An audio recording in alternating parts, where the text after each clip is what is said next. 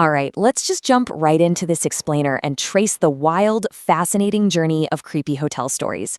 We're going to take a ride that starts with pure classic internet mythology and ends with a totally bizarre real-life mystery that practically broke Reddit.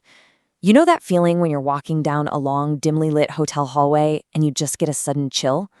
Well, that universal, kind of creepy feeling is exactly what gives birth to the legends we're unpacking today. Picture this. You're reading the classic Red Keyhole creepypasta.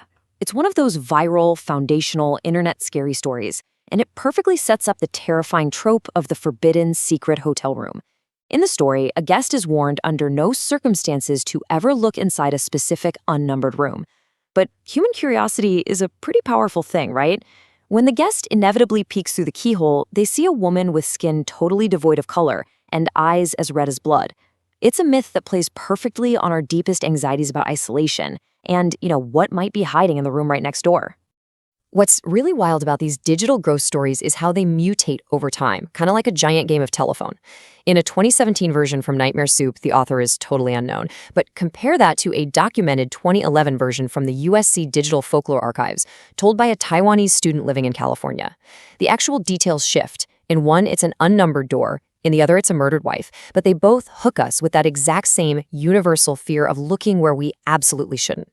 It just proves that this stuff crosses borders and generations, evolving exactly like traditional campfire folklore. So let's pull this out of the digital world and drop it into reality.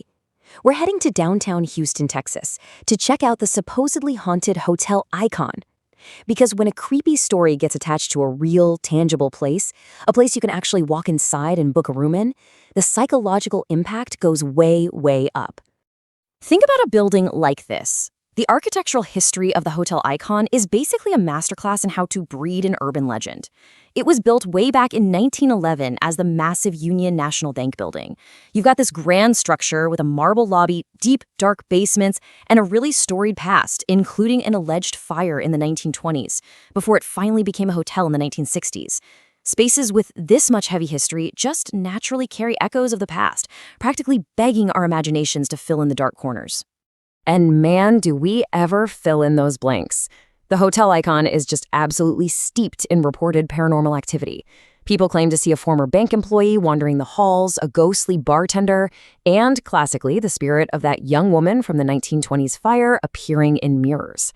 These sightings really show how we project our own spooky narratives onto grand old spaces. Honestly, it's almost like we want these historic buildings to be haunted, just because it makes their history feel more alive.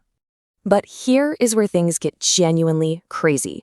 What happens when the creepy hotel room isn't just an echo of some 1920s fire, but a modern, physical, highly documented mystery playing out in real time online? Enter Houston's Hotel Zaza and the incredibly infamous Room 322. This is where internet folklore literally slams headfirst into reality. Back in 2013, Reddit basically lost its collective mind when a user posted photos of this room. The details are frankly super unsettling for a luxury hotel. It was this totally unadvertised room called Hard Times, a tiny, cramped space with concrete floors, skull imagery all over the place, a framed prison uniform, and the kicker, a giant, heavy mirror embedded in the wall directly over the bed. I mean, it looked incredibly suspicious, exactly like a two-way observation mirror. To make it even weirder, people found out this was the eccentric hotel owner's own private room. Internet sleuths instantly went into overdrive. And then, it gets downright cinematic. Shortly after those photos went viral, a brand new Reddit account allegedly slides in and offers the original poster a wild bribe. A literal $1,000. $1,000, just to delete the photos and never speak of Room 322 again. When the poster called them out, the mysterious user yanked the offer and vanished into thin air. Naturally, conspiracy theorists had a total field day with this. Was it a secret society? A blackmail room? Fast forward a few years, and the myth of 322 has only grown into a massive legend, which brings us to a brave Reddit user who decided, you know what, enough is enough. They managed to book a stay in this ominous, hard-to-get room to uncover the truth themselves, and they documented the whole thing. This is modern folklore investigation in action, folks. This user's investigation was an absolute roller coaster. They check in, they test the mirror, which actually seemed normal. But then, right before checking out, they peek into the adjacent staff room and find a hidden padlocked door. Then, digging online, they pull up the building's blueprints, which appear to show a secret room located directly behind that giant mirror over the bed, and it perfectly aligned with the padlocked door. It felt like total confirmation of the internet's darkest fears about a two-way voyeur mirror. So at this point, the conspiracy seems 100% plausible, right? The evidence is stacking up. You've got skulls, a weird mirror, a cash bribe, and a secret padlocked door on a blueprint. But I'm going to pull the rug out from under you right now. Brace yourselves for the hilarious, completely mundane reality of the situation. The reality? It was just plumbing. Yep, a wet wall or a pipe chase. That terrifying secret voyeur dungeon hiding behind the mirror and the padlock?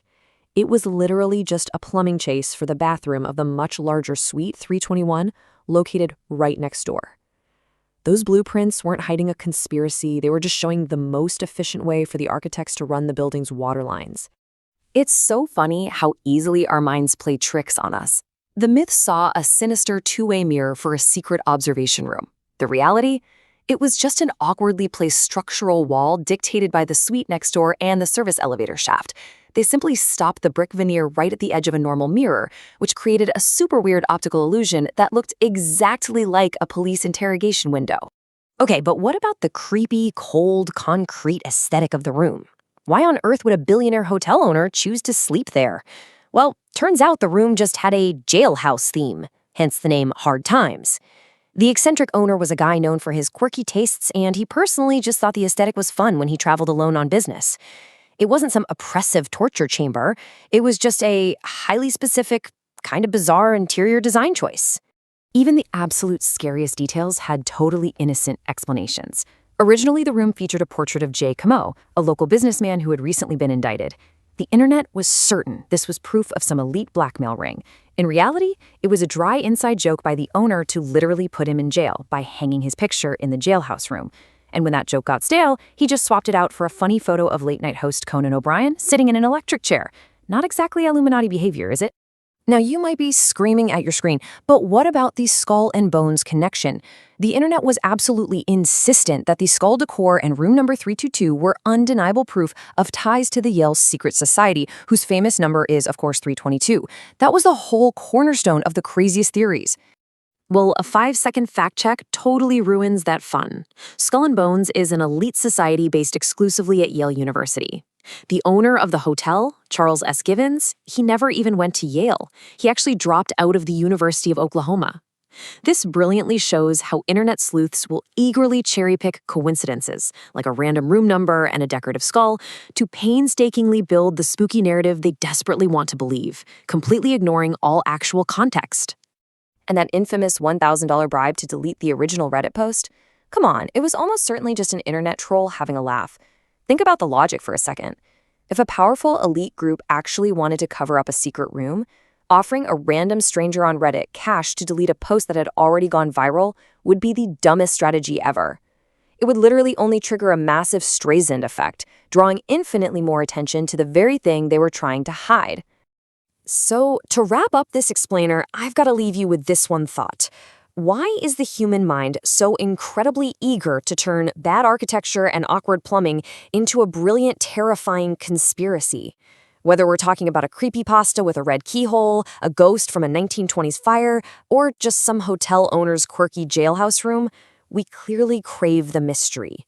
We want the world to be filled with secret doors and hidden depths, even if, most of the time, it's really just the pipes behind the wall. Thanks for joining me on this journey, and I'll catch you in the next explainer.